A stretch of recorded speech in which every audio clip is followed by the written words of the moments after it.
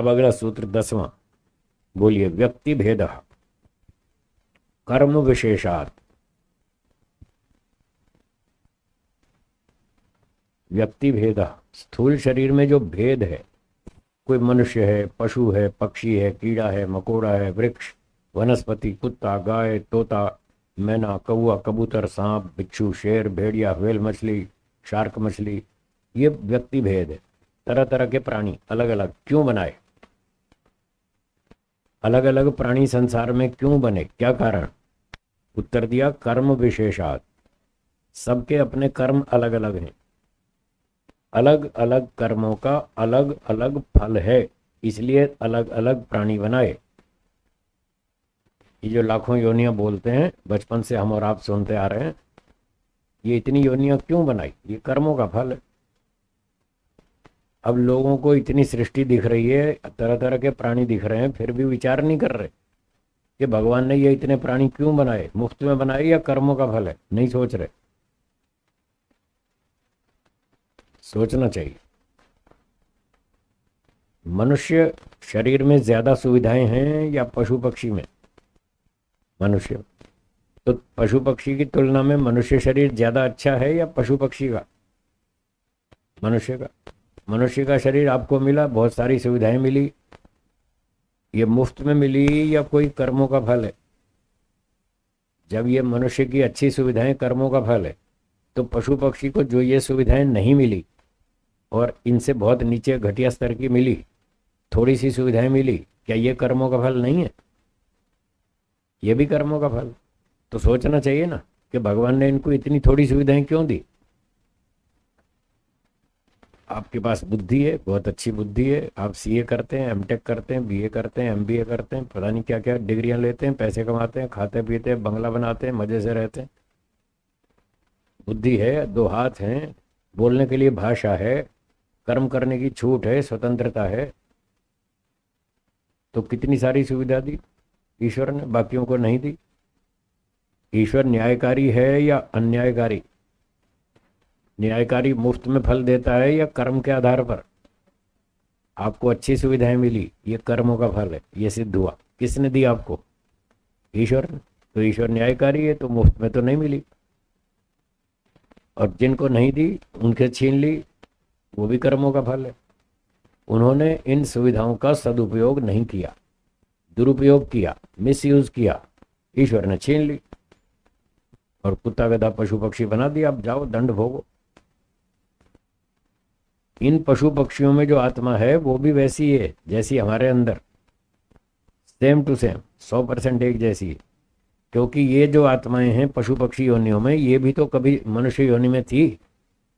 जब इन्होंने गड़बड़ की, बुरे काम किए, तब ये मनुष्य योनि में ही तो थे ना। इतनी छूट स्वतंत्रता तो मनुष्यों को ही है अच्छे बुरे काम करने की। यहाँ आके उन्होंने पाप कर लिए, भगवान ने फिर जेल में डाल दिया, जाओ अपना दंड भोगो। तो इतना हमको सोचना चाहिए, विचार करना चाहिए कि इन पशु पक्षी प्राणियों में भी वैसी ही आत्मा है 100%, जैसी हमारे अंदर है, मनुष्यों में है। आज वो बेचारे अपना दंड भोग रहे हैं, फिर दंड भोग के वापस आ जाएंगे। तो इनको देखकर हमें ये सीखना है कि इन्होंने जरूर कोई ना कोई गलतियां की हैं, हाँ या ना। तो क्या हम अगले जन्म में ऐसे पशु पक्षी बनना चाहेंगे? नहीं, नहीं चाहेंगे। तो क्या हमें ऐसे घोटाले करने चाहिए? बस ये सीखना, इन प्राणियों को देखकर ये सीखना है कि हम ऐसे घोटाले नहीं करेंगे कि कभी हमको भी सुअर कुत्ता सांप बिच्छू ना बनना पड़ जाए। हम अच्छे काम करेंगे ताकि फिर से मनुष्य बने जैसे आज हैं। आज मनुष्य हैं, इसका मतलब पिछले जन्मों में हमने अच्छे काम किए तो आज हम मनुष्य हैं। जिन्होंने अच्छे काम नहीं किए वो पशु पक्षी कीड़े मकोड़े बन गए। हम भी यदि आगे मनुष्य बनना चाहते हैं तो हमको इस जन्म में भी अच्छे ही काम करने पड़ेंगे, ये सीखना है। और ऐसे अच्छे काम करते करते, उसकी मात्रा बढ़ाते बढ़ाते, अपना ज्ञान विज्ञान शुद्ध करते करते 100% तक पहुंचना है।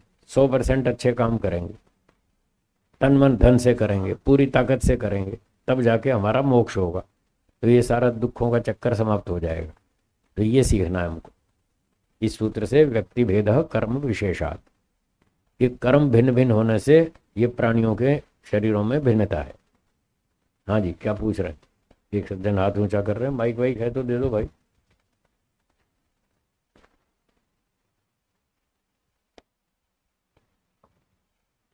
भगवान ने इतने सारे जीव जंतु पशु पक्षी बनाए, तो अपने समाज में जिन भगवान की ज्यादातर लोग पूजा करते हैं, तो फिर उन्होंने उनकी ही सवारी क्यों की?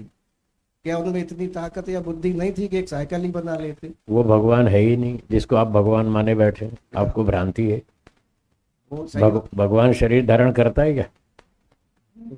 तो जो पशु पक्षियों पे सवारी कर रहे हैं वो तो शरीर वाले हैं, वो तो भगवान है ही नहीं। लोगों को बहुत भ्रांति है।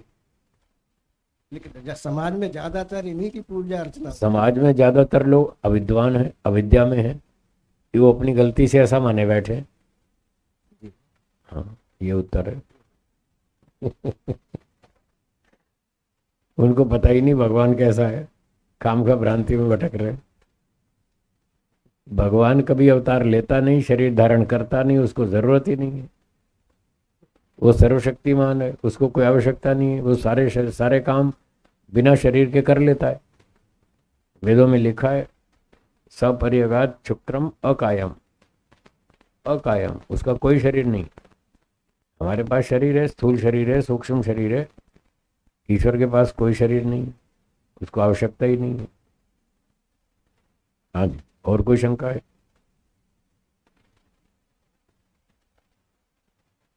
नहीं है? हाँ बोलिए, है तो। Mic mic.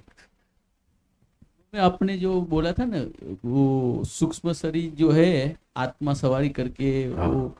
वो दृष्टांत दिया था। हाँ वो ठीक है, घोड़ा है, वो ईश्वर है, बराबर। ठीक है। सूक्ष्म शरीर है, उससे भी सूक्ष्म आत्मा है। हाँ ठीक है। तो बराबर है। लेकिन वो ईश्वर जो बोले ना आप, वो ले जाता है दूसरे शरीर ले में। जाता है। तो वो कैसे, वो समझना है थोड़ा। कैसे ले जाता है? हाँ, वो तो हिलता तो है नहीं, बराबर। ईश्वर नहीं हिलता है। हाँ, अब फिर भी सारी हाँ, दुनिया को हिलाता है। हिलाता है। दुनिया भर को हिलाता है, सिर्फ उस आत्मा को नहीं। अच्छा, इतने बड़े बड़े तारे, चांद, सूरज सब हिला रखे हैं भगवान ने। हिला रखे हैं या नहीं?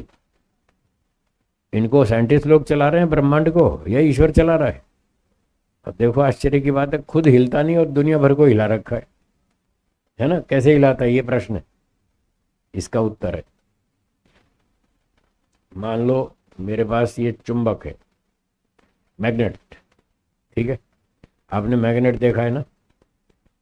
मैग्नेट के चारों ओर एक मैग्नेटिक फील्ड होता है, चुंबकीय क्षेत्र। हाँ या ना? होता है ना? तो उसमें ऐसे धाराएं चलती हैं, एक नॉर्थ पोल है, एक साउथ पोल है, ऐसे चुंबकीय धाराएं चलती हैं।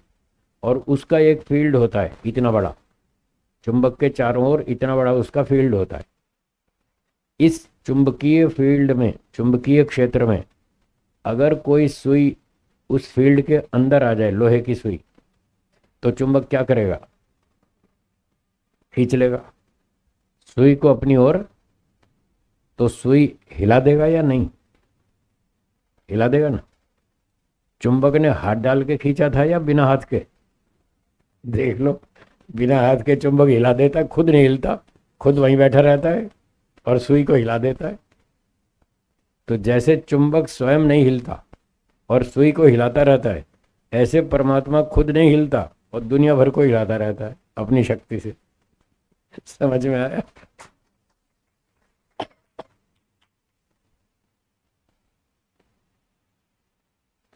हो गया? और आगे आगे चलो, चलिए। ये जो मैं आपको सारी बातें बताता हूँ, ये सब ऋषियों ने लिख रखी, सब वेदों में, दर्शनों में, उपनिषदों में सब भरा पड़ा है ये सारा ज्ञान। मैं इनको बार बार पढ़ता हूँ इसलिए मुझे याद हो जाता है। फिर जब आप सवाल उठाते हैं मुझे फट उत्तर आता है, तो मैं तुरंत जवाब दे देता हूँ। ये सब ऋषियों का विज्ञान, वेदों का विज्ञान है, मेरा कुछ नहीं है। चलिए आगे चलते हैं।